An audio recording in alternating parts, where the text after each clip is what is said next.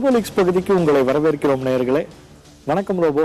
முக்கியமான தலைவர்கள் எல்லாரும் முகூர்த்த நாளான இன்னைக்கு வேட்புமனு தாக்கல் செஞ்சுட்டாங்க.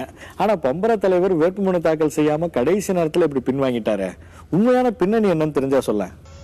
தொகுதியில ஒரு குறிப்பிட்ட சமுதாயத்தை சேர்ந்தவங்களுடைய எதிர்ப்பு எழுந்ததுமே பம்பரக்காரர் கொஞ்சம் யோசிக்க ஆரம்பிச்சாராம். ஆனா கடைசி வரைக்கும் யாருக்கும் இது பத்தி தெரியாதான். வேட்புமனு தாக்கல் செய்யற இடத்துக்கு போன பிறகுதான் இப்படி ஒரு முடிவை அவர் எடுத்திருக்கிறது எல்லாருக்கும் தெரிய வந்ததா சொல்றாங்க அவருக்கு நெருக்கமானவங்க. சூரிய கட்சி சாதி வேறுபாட்டை தூண்டுறதா குற்றம் சாட்டியிருக்காரு.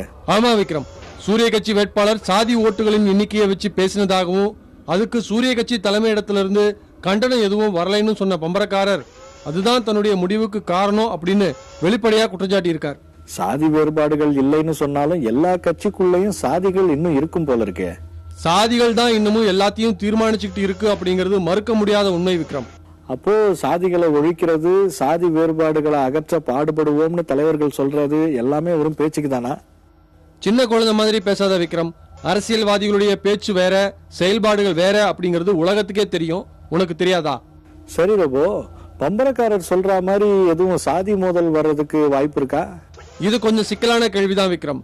தேர்தல் நேரத்துல அரசியல் கட்சிகளுடைய உத்திகள் என்ன அப்படிங்கிறது வெளிப்படையா தெரியாது. ஆனா எல்லா விதமான உத்திகளையும் கையாள முயற்சிகள் நடக்கும் அப்படிங்கிறது மட்டும் நிச்சயம். எனக்கு என்னமோ இந்த தேர்தலை பொறுத்த வரைக்கும் எல்லாமே ஒரே குழப்பமா தெரியுது. உனக்கு மட்டுமல்ல விக்ரம், எல்லாருக்குமே அப்படிதான் இருக்கும். தமிழ்நாட்டை பொறுத்த வரைக்கும் இந்த தேர்தல் கொஞ்சம் வித்தியாசமானதா தான் இருக்குங்கிறாங்க என்னுடைய ஏஜென்ட்டுகள். எதை வச்சு ரோபோ அப்படி சொல்ற? உன்னோட ஏஜென்ட்டுகள் ஏன் அப்படி சொல்றாங்க? இலையும் சூரியனும் மாறி மாறி ஜெயிக்கிற நிலைமைதான் தமிழ்நாட்டுல இதுவரைக்கும் இருந்தது.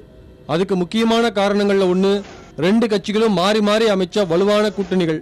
ஆனா அந்த நிலைமை இந்த தேர்தல் இல்லையே. அதனால ரெண்டு கட்சிகளுமே ஜெயிக்க முடியாதுன்னு சொல்ல வரியா?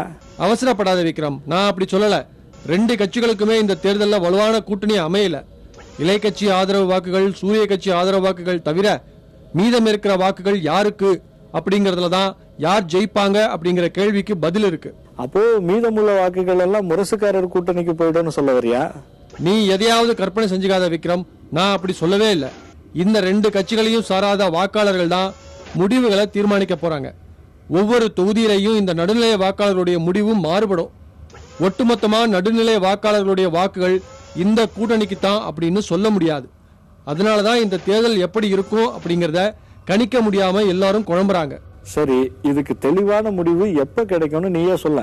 இன்னைக்கு நேரம் ஆயிடுச்சு. இதை பத்தி தொடர்ந்து பேசுவோம். நிலைமை என்னங்கிறது உனக்கு தெளிவா புரியும். ஓகே ரோபோ, மீதியை நாளைக்கு பார்ப்போம். நன்றி நேயர்களே.